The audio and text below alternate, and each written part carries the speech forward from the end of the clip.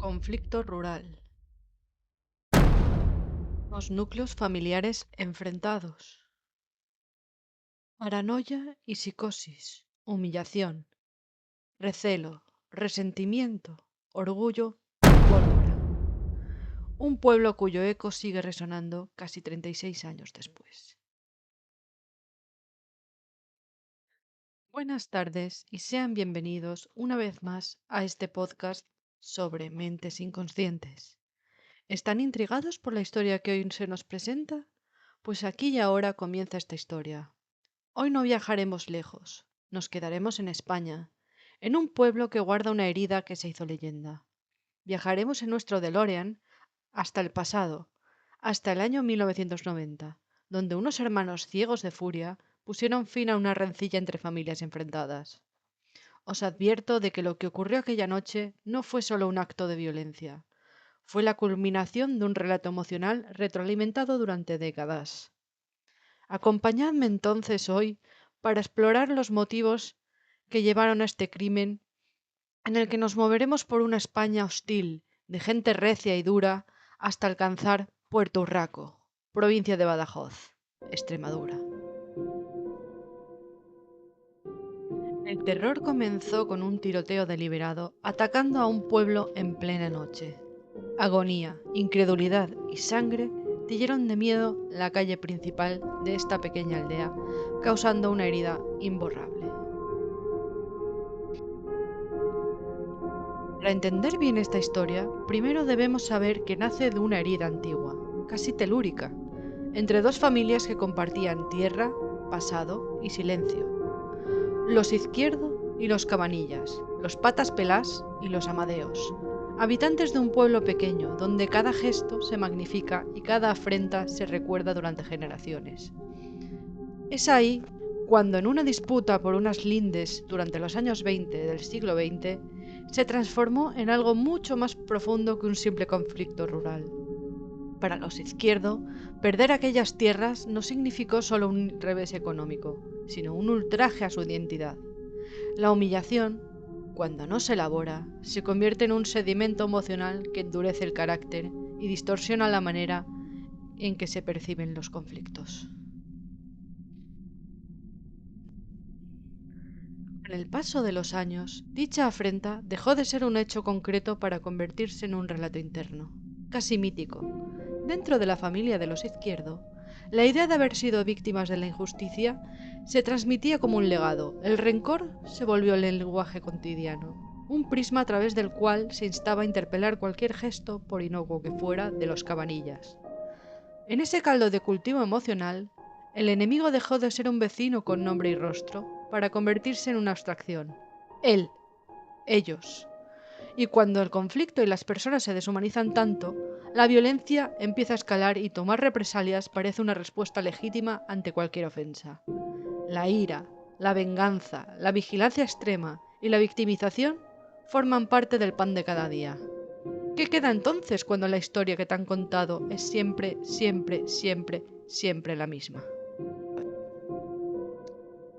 Las tragedias fueron golpeando sin pedir permiso a la familia de los Izquierdo. Primero, la muerte de su madre en un incendio provocado supuestamente a manos de los Cabanillas. El posterior abandono de dicha investigación por parte de la policía y luego el asesinato de uno de los Cabanillas a manos del hermano mayor de los Izquierdo, Jerónimo, con el posterior ingreso de este en un psiquiátrico de Mérida. Luego habladurías, más sospechas, más rumores. Todo eso no hizo sino reforzar esa narrativa de persecución. La muerte fue una pérdida que mordió por completo la identidad de una familia. Cuando una humillación no encuentra palabras ni rituales de cierre, se convierte en un núcleo oscuro que decreta interpelaciones erróneas. Y el duelo, en lugar de vivirse como un proceso íntimo, se transforma inexorablemente en el combustible perfecto para urdir una justa represalia. La familia Izquierdo que quedaba, Emilio, Antonio, Ángela y Luciana, poco a poco fueron creciendo en un escenario de adversarios y oponentes, hasta que se encerraron inevitablemente en sí mismos, en una cabaña austera aislada del pueblo, alimentándose de una identidad victimista que no admitía matices ni raciocinio. En ese encierro emocional, El rencor dejó de ser una emoción pasajera para convertirse en una estructura mental rígida, casi una misión heredada donde poder planificar desde la distancia un ataque orquestado en nombre de la reparación. Fue así como el 26 de agosto de 1990, esa misión estalló en forma de tragedia. Los hermanos Emilio y Antonio salieron armados con la excusa de ir a cazar tórtolas. Salieron al anochecer y pronto se escondieron en un callejón, saliendo a la primera luz incandescente de la noche. Recorrieron paso por paso la calle principal del pueblo, la calle Carrera, disparando contra quienes, en su mente y alimentados por sus hermanas, representaban al enemigo. No buscaban a una persona concreta, sino a un símbolo. Para ellos todo el pueblo los había condenado al destierro. En pocos minutos mataron a 9 personas, entre ellas a 2 niñas, y a un convoy de la Guardia Civil. También dejaron heridas a muchísimas más. Desde su perspectiva distorsionada, no estaban cometiendo un crimen, sino ejecutando una justicia que creían pendiente desde hace décadas.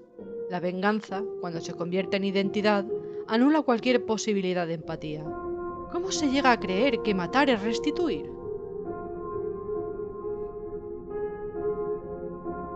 En cuestión de minutos se perpetró una masacre y los hermanos huyeron campo a través. Tras unas horas, ya al amanecer, la Guardia Civil desplegó todos sus medios y por fin encontraron a tales agresores. Tras la detención, los hermanos Izquierdo no mostraron ni un ápice de arrepentimiento. Su pensamiento seguía atrapado en la lógica del enfrentamiento. Si uno se siente víctima absoluta, el remordimiento nunca puede encontrar un espacio.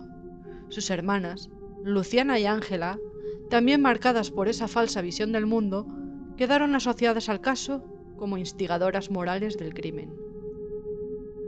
Finalmente, los hermanos Izquierdo fueron condenados a 342 años de prisión entre los dos y a pagar casi 300 millones de las antiguas pesetas en concepto de indemnización.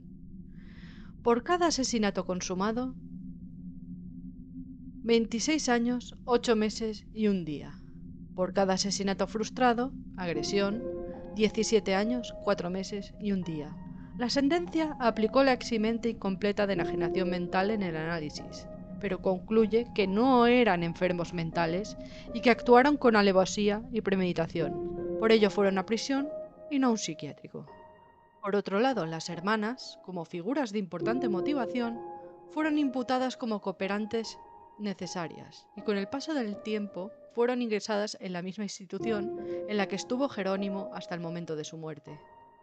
Ellas denotaban un perfil muy influyente dentro de la familia. Repetían constantemente el relato de persecución y venganza. Siguieron viviendo aisladas y señaladas hasta el momento de su ingreso.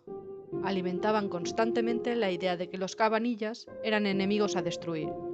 Con el tiempo, todos los protagonistas de esta masacre acabaron muriendo en prisión o en instituciones psiquiátricas, consumidos por el mismo rencor que había guiado sus vidas. Puerto Urraco quedó para siempre como un símbolo de cómo una rencilla puede crecer y crecer y crecer hasta devorar a una comunidad entera. La lección psicológica es amarga. Cuando el resentimiento se alimenta durante años, deja de ser emoción y se convierte en destino.